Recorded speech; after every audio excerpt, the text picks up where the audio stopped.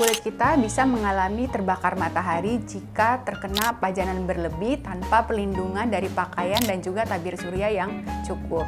Gejala kulit terbakar matahari dapat timbul dalam beberapa jam, dapat timbul 2-6 jam dan mencapai puncaknya itu pada 12-24 jam.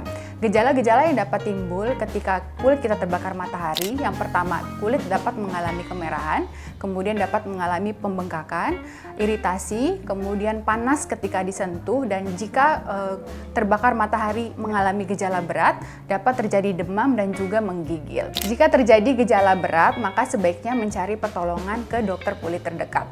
Tapi ada beberapa langkah yang bisa kita lakukan di rumah untuk mengurangi dan menenangkan kulit yang terbakar matahari.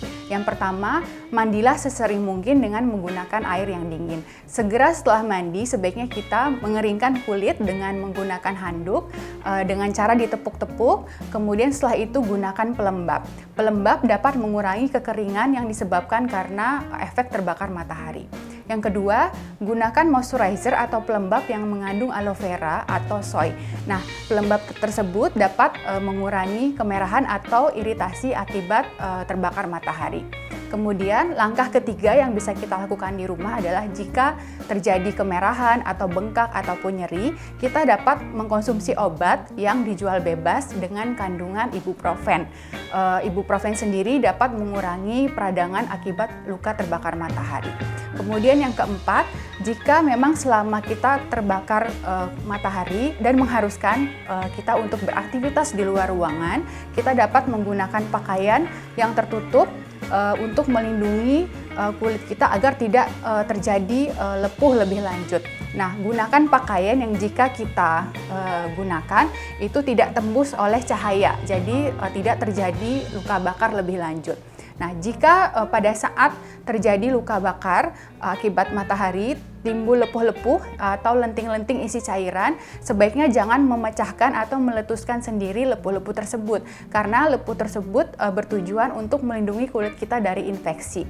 Nah, kemudian jika terjadi lepuh-lepuh yang makin melebar ke area seluruh tubuh, jika timbul demam, kemudian nyeri kepala, sebaiknya mencari pertolongan ke dokter spesialis kulit terdekat.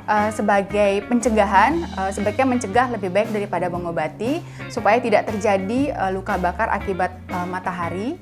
Sebaiknya kita menggunakan pakaian yang tertutup, kemudian menggunakan pelindung topi, dan jangan lupa untuk menggunakan tabir surya dengan SPF minimal 30. Nah, sebaiknya juga kita menghindari pajanan matahari antara pukul 10 sampai pukul 2 siang untuk menghindari terjadinya sunburn atau luka bakar akibat matahari. Ada beberapa kandungan dalam makanan yang dapat membantu untuk mencegah kerusakan lebih lanjut akibat pajanan matahari yang berlebih.